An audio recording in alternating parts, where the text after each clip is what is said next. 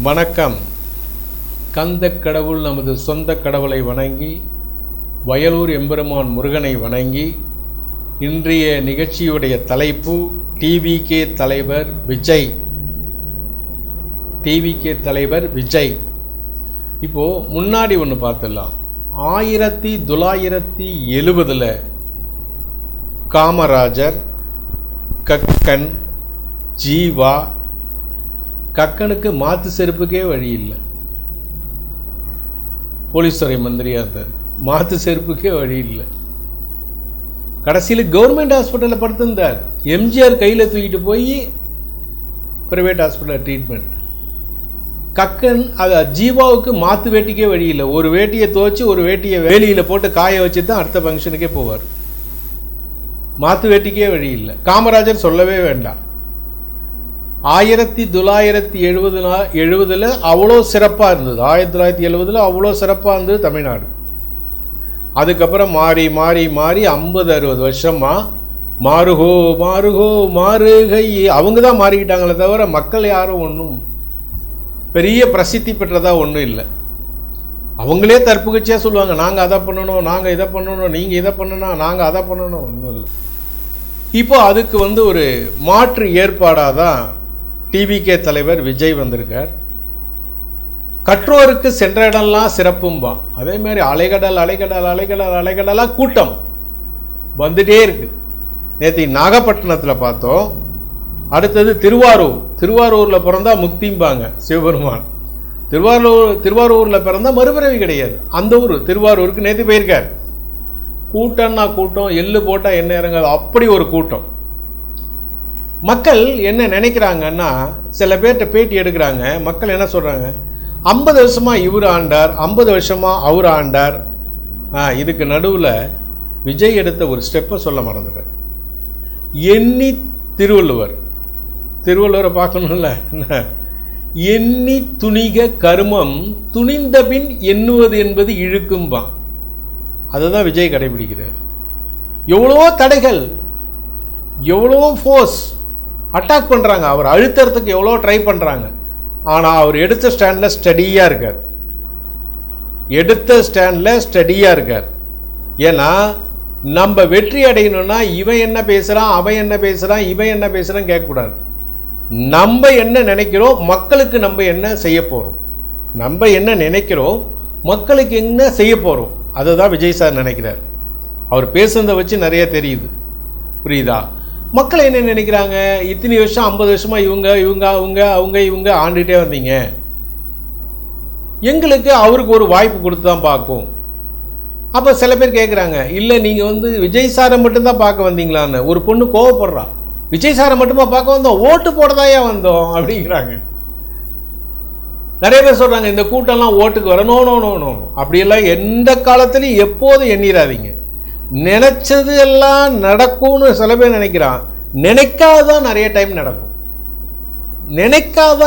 நடக்கும். நினைச்சதெல்லாம் நடக்காது. அதேமாரி தான் விஜயும்.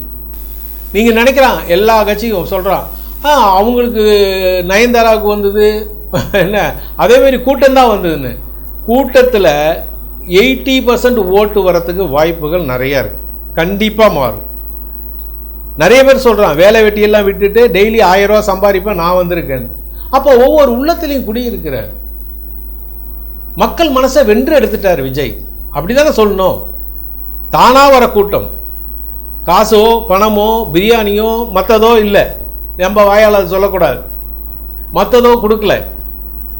அவ்வளோ ஜனங்க வராங்க, மயங்கி விழுறாங்க. எம்ஜிஆருக்கு ஒரு காலத்தில் வந்தது அதே மாதிரி இப்போ பார்த்தீங்கன்னா விஜய்க்கு வருது. இன்னைக்கு நீங்களாம் படத்தை வச்சு அரசியல் பேசுறீங்க. உங்களுக்கு தெரியுமா என்னமோ, என் பிள்ளை விஜய் படம் நாளைய தீர்ப்பு படம் நடிச்சான்.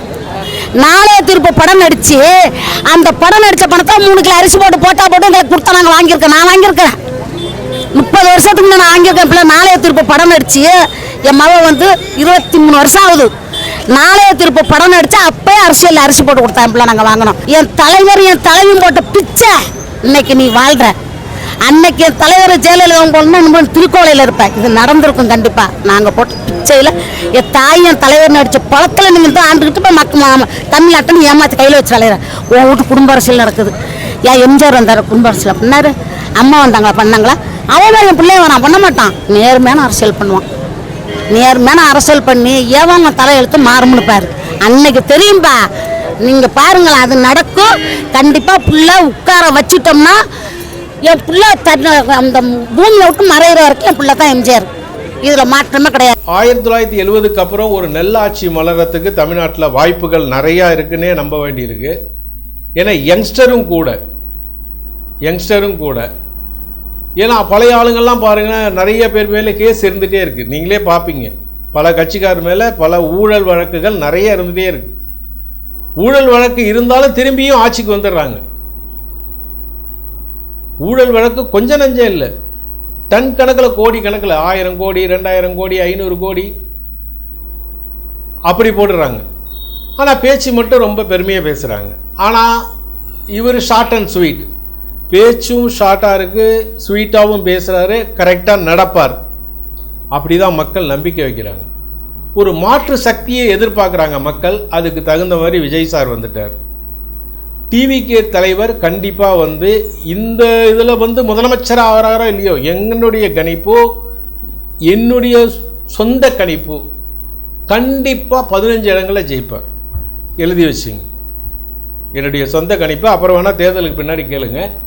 15 இடத்துல கண்டிப்பாக ஜெயிப்பார். அதில் எந்த மாற்றமும் இல்லை. இது கொடுக்க வேணாம், அது கொடுக்க வேணாம், எதுவுமே கொடுக்க வேணாம். மக்கள் கண்ணை மூடிட்டு குத்திடுவாங்க. எல்லார் வீட்லேயும் இருக்கார், எல்லார் இதயங்களையும் இருக்கார். அதை வச்சு நாங்கள் கனெக்ட் பண்ணி சொல்கிறோம். புரியுதா? அதனால் ஒருவர் ஒரு செயலை செய்யும் போது யாரும் அதை தடை பண்ணாதீங்க. எந்த கட்சியாக இருக்கட்டும், அதை பற்றி பிரச்சனை இல்லை. அவர் வளர்ச்சி அடையணும்னு நினைச்சா யார் தடுத்தாலும் நிறுத்த முடியாது. வளர்ந்தே தான் ஆகணும், உச்சத்துக்கு போய் தான் ஆகணும். அதே வளர முடியாதுன்னா யார் தடுத்தாலும், யார் உயர்த்தினாலும் வளர முடியாது. அது இறைவன் வகுத்த நீதி.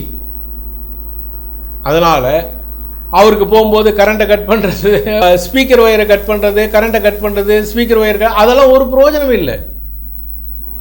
புரியுதா? அதெல்லாம் இயற்கை. நீங்கள் இயற்கையாக நீங்கள் சதி பண்ணிங்கன்னா அது இயற்கையாக ரீச் ஆகிடுவார் ஈஸியாக. நேத்தியே சொன்ன மாதிரி தான், ஒருத்தனை அமுக்கவே கூடாது. அமுக்க தானாக எழுந்திரிச்சு விஸ்வரூபம் எடுத்துருவாங்க. விஸ்வரூபம் எடுத்தால் அப்புறம் யாராலையும் தாங்க முடியாது. அப்படி தான் இப்போ விஜய் இருக்கார். போகிற இடங்கள்லாம் பார்க்குறேன், எனக்கே ஆச்சரியமாக இருக்குது. கட்டுக்கடங்காத கூட்டம், எந்த ஊருக்கு போனாலும். அப்போ மக்கள் மனசை வென்றுட்டார், மக்கள் உள்ளங்களில் நிறைஞ்சிருக்கார். நாங்கள் அந்த வீடியோலாம் காட்டுறோம். திருவாரூர்லேயும் அப்படி தான், நாகப்பட்டினத்திலையும் அப்படி தான், இன்னும் எந்தெந்த ஊர் போனாலும் அங்கங்கேயும் அப்படி தான். இவங்கெல்லாம் கொடுத்து வர வைக்கிறாங்க. அவர் எதை கொடுத்து வர வைக்கல, வரேன்னு ஒரு வார்த்தை சொல்கிறது தான். பிச்சை அடிச்சுட்டு வராங்க. தென்னை மரத்தில் ஏறினா அதெல்லாம் தப்பு தான். கரண்ட் கம்பு பக்கத்தால் இருக்குது, அதில் ஏற அவ்வளோ பாசம், அவ்வளோ அன்பு. அதனால் மக்கள் ஒரு மாற்றம் வேண்டும் நினைக்கிறாங்க. கண்டிப்பாக ஜெயிப்பார். நான் உறுதியாக சொல்கிறேன், இந்த முறை 15 தொகுதிகள் கண்டிப்பாக ஜெயிப்பார். அதில் எந்த மாற்றமும் கிடையாது. அடுத்த சிட்டிங்கில் வேணால் முதல்வராக வரத்துக்கு வாய்ப்பு இருக்குது. இந்த இதில் கண்டிப்பாக ஜெயிச்சிருவார். அதில் மாற்றமே கிடையாது. நீங்கள் எல்லாருமே நான் ஆதரவு கொடுங்கன்னு சொல்ல, நீங்கள் ஓட்டு போடும்போது யார் யார் என்ன செஞ்சுருக்கா அப்படிங்கிறத மனசில் வச்சுட்டு ஓட்டை குத்துங்க. ஆட்டோமேட்டிக்காக தமிழ்நாட்டுக்கு ஒரு நல்லது பிறக்கும். சித்தரின் மெய்சிலுக்கும் அனுபவங்கள் என்று முன்னரே கூறியிருந்தோம் அல்லவா? அந்த உண்மையை உங்களுக்கு சொல்ல வேண்டாமா? அந்த சித்தர் நேரடியாக அந்த அம்மனுக்கு அபிஷேகம் செய்யும் போது அந்த அம்பாள் பாம்பு ரூபத்தில் எழுந்தருளியிருக்கிறாள். அந்த காட்சிகளை இப்போது நீங்கள் பார்த்து கொண்டிருக்கிறீர்கள். அந்த பாம்பு ரூபத்தில் எழுந்திருக்கும் அம்பாளை இந்த சித்தர் பாலால் அபிஷேகம் பண்ணுகிறார், சந்தனத்தால் அபிஷேகம் பண்ணுகிறார். என்னதான் ஜீவன் இருந்தாலும் 5 அறிவு படைத்த ஜீவன், தெய்வத்தினுடைய பாம்பு இல்லை என்றால் யாராயிருந்தாலும் தீண்டும்.